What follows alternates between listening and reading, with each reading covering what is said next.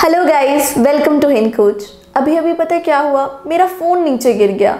My phone fell down. Fall का क्या मतलब होता है? गिरना। लेकिन अगर यही फॉल शब्द को मैं दूसरे शब्दों के साथ ज्वाइन कर दूं तो इनके मीनिंग अलग ही हो जाते हैं। फॉल डाउन का कुछ और मतलब होता है, फॉल अपार्ट का कुछ और मतलब होता है, फॉल थ्रू कोई और मीनिंग होता है।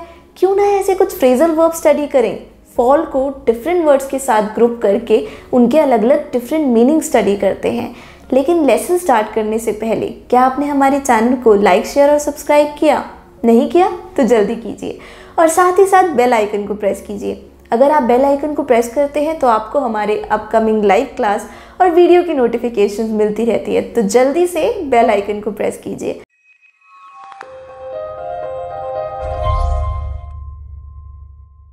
अब हम अपनी क्लास स्टार्ट करते हैं। अरे वो चेयर कितनी पुरानी है, ऐसे लगता है कोई उस पर बैठा तो वो टूट जाएगी। टूट जाना, टुकड़े टुकड़े हो जाना, इसको इंग्लिश में कहते हैं fall apart, break into pieces. That chair is so old, it looks like it will fall apart if anyone sits on it. वो चेयर इतनी पुरानी है, ऐसे लगता है कि कोई उस पर बैठा तो वो टूट जाएगी, टुकड़े टुकड़े हो जाएगी। फॉल अपार्ट का मतलब सिर्फ टूटना ही नहीं होता, इसका एक दूसरा मतलब भी होता है, become emotionally upset and incapable of behaving normally, यानी कि भावनात्मक रूप से परेशान हो जाना। कई बार ऐसा होता है ना कि हमारा दिल टूट जाता है, हम बहुत ज़्यादा मायूस हो जाते हैं, भावनात्मक रूप से परेशान हो जाते हैं, उसको हम कहते हैं fall apart.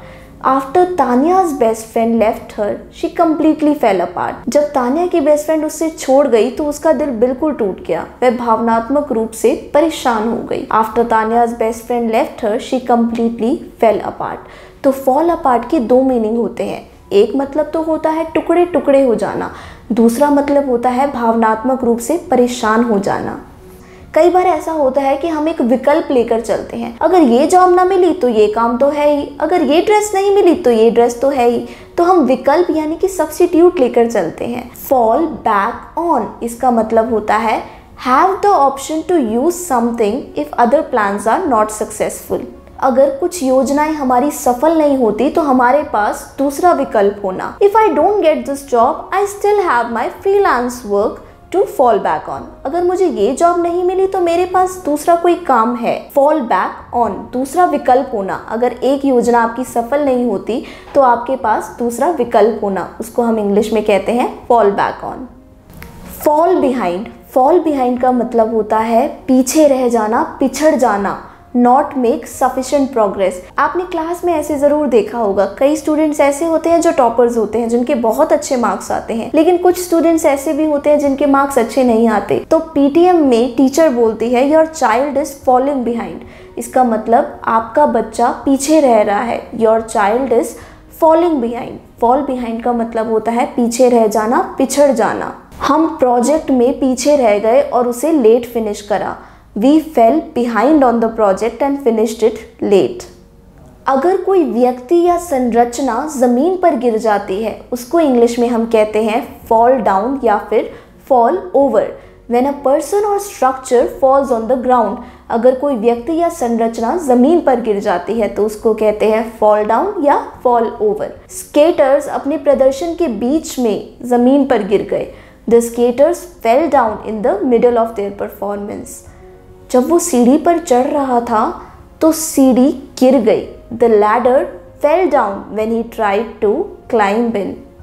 Fall for, fall for का मतलब होता है fall in love या फिर get attracted to someone, किसी के प्यार में पड़ जाना या किसी की तरफ आकर्षित हो जाना। विशाल प्रिया के प्यार में डूब गया है, वो उसको सोचे बिना रह ही नहीं सकता। विशाल has fallen for Priya. He just can't stop thinking about her. कई बार ऐसा होता है कि हम योजना बनाते हैं और वो सफल नहीं होती, उसको इंग्लिश में कहते हैं fall through. Be unsuccessful, usually with plans, योजनाओं में असफल होना। We were going to travel to Russia but our plans fell through because we couldn't get a visa. हम प्लान कर रहे थे कि हम रशिया जाएंगे लेकिन हमारी योजनाएं असफल हो गई क्योंकि हमें वीज़ा नहीं मिला।